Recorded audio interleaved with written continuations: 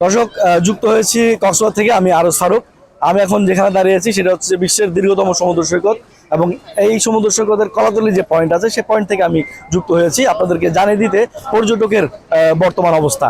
দর্শক, এখন অনেক সকাল, কিন্তু আমরা লক্ষ্য করেছি ভোর রাত থেকেই আসলে পর্যটন সৈকত, যেটা কক্সবাজার সমুদ্র সৈকত, সেই সৈকতের বিভিন্ন পয়েন্টে ভোর রাত থেকে আসলে পর্যটকদের অবস্থান ছিল। একটা বিষয় আপনাদেরকে আমরা জানিয়ে দিতে চাই, সেটা হচ্ছে যে আজকে শুক্রবার হওয়াতে পর্যটকের পরিমাণ আরো বেশি বেড়ে গেছে। যেমন চট্টগ্রামের যে বিভিন্ন যে স্থানগুলো রয়েছে সেখান থেকে যারা ছুটি পেয়েছে শুক্র শনি, সেই শুক্র শনি ছুটি পেয়ে সাপ্তাহিক ছুটিতে আরো অনেক বেশি পর্যটক আসলে যুক্ত হয়েছে কক্সবাজার সমুদ্র সৈকতে।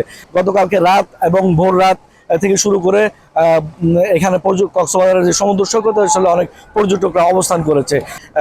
কক্সবাজারের যে তিনটি যে পয়েন্ট আছে, মূল পয়েন্ট যেগুলো রয়েছে, যে লাবণী পয়েন্ট, সুগন্ধা পয়েন্ট এবং কলাতলি পয়েন্ট, এই পয়েন্টগুলোতে আসলে সারা রাত পর্যটক ছিল, এবং ভোর রাতে এসে আমরা দেখেছি যে পর্যটকের অবস্থান।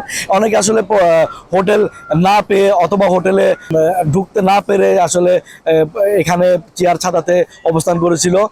অনেকে আবার ভোরে চলে এসেছে সমুদ্র সৈকতের সকালের যে আবহাওয়াটা, সকালের যে স্নিগ্ধতা, সেই স্নিগ্ধ আবহাওয়া উপভোগ করতে, এবং ঢেউয়ের যে গর্জনটা আসলে সকালবেলা শোনা যায়, সেই গর্জন উপভোগ করতে, সকালে যে মিষ্টি রোদ রয়েছে, হালকা রোদ, সেই হালকা রোদে সমুদ্রের যে ছোঁয়া, সেই ছোঁয়াটা আসলে উপভোগ করতে অনেকে ভোর থেকে আসলে এখানে অবস্থান করছে। তেমনটি আজকে আমি বলতে চাই যে পর্যটকদের জন্য যে নিরাপত্তার বিষয়গুলো টুরিস্ট পুলিশের পক্ষ থেকে নেওয়া হয়েছে, সেই নিরাপত্তার বিষয়গুলো আসলে তারা তাদের মতো করে তদারকি করছে, এবং খুব বড় ধরনের কোনো দুর্ঘটনা এখন পর্যন্ত ঘটেনি। তাছাড়া সিসেফ লাইফ গার্ড যে সংগঠনটি আছে, যারা হচ্ছে যে সমুদ্র সৈকতের যে সমুদ্রে গোসলে নামা এবং জলকেলিতে নামছে যে পর্যটকরা, গোসল করতে নামছে যে পর্যটকরা, তাদেরকে আসলে নিরাপত্তা দেওয়ার জন্য এবং তাদেরকে সাবধান করার জন্য সার্বক্ষণিক তারা আসলে নজরদারি রাখছে, এবং তাদের প্রশিক্ষণটা আসলে বাড়িয়ে দিয়েছে, এবং তাদের দক্ষতা বাড়িয়ে দিয়েছে, এবং তারা আসলে সার্বক্ষণিক এখানে নজর রাখছে। তাছাড়া টুরিস্ট পুলিশের যে পদক্ষেপগুলো নিয়েছিল, যে তাদের আসলে সাদা পোশাকে পুলিশ থাকবে, অথবা সিসিটিভির আন্ডারে সমুদ্র সৈকত থাকবে, ছিনতাইকারী রোধে তাদের যে পদক্ষেপগুলো, হিজড়া আসতে না দেওয়ার যে পদক্ষেপগুলো, ট্রাফিক জ্যাম নিরসন করার যে পদক্ষেপগুলো, সেগুলো আসলে আমরা লক্ষ্য করেছি যে আসলে তারা তাদের মতো করে পালন করে যাচ্ছে। এছাড়া ছোটখাটো যে হকারদের যে দৌরাত্ম্য, সেই দৌরাত্ম্য তারা পুলিশরা আসলে তারা যেন দৌরাত্ম্য সৃষ্টি করতে না পারে, সেদিকেও আসলে লক্ষ্য রাখছে টুরিস্ট পুলিশরা।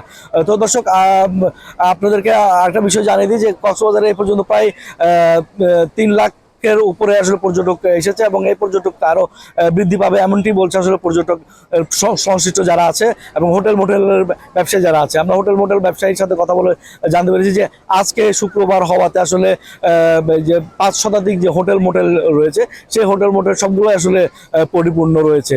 তো সেক্ষেত্রে বলা যায় যে আসলে পর্যটকদের যে কক্সবাজারে এসে যে অবস্থান করা এবং যে তাদের যে উপভোগ করার যে বিষয়গুলো, সেগুলো আসলে নিয়মিত চলছে ঈদের পর থেকে।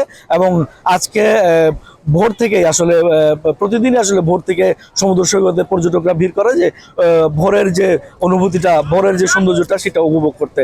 তো দর্শক, আপনারা নিশ্চয়ই দেখতে পাচ্ছেন যে আমার পিছনে অনেক পর্যটক দেখা যাচ্ছে, এবং এই পর্যটকরা আসলে এখানে আসলে অনেকে আসলে রাত থেকে অবস্থান করছে, অনেকে ভোর থেকে এসেছে। আসলে মানে বিষয়টা এমন যে আসলে তারা উপভোগ করতে এসেছে কক্সবাজারের সমুদ্র সৈকত, এবং কক্সবাজারে তারা প্রতিটা মুহূর্ত উপভোগ করছে, একটি মুহূর্ত আসলে তারা ছাড় দিতে রাজি নয়, এমনটি পরিস্থিতি এখানে বিরাজমান।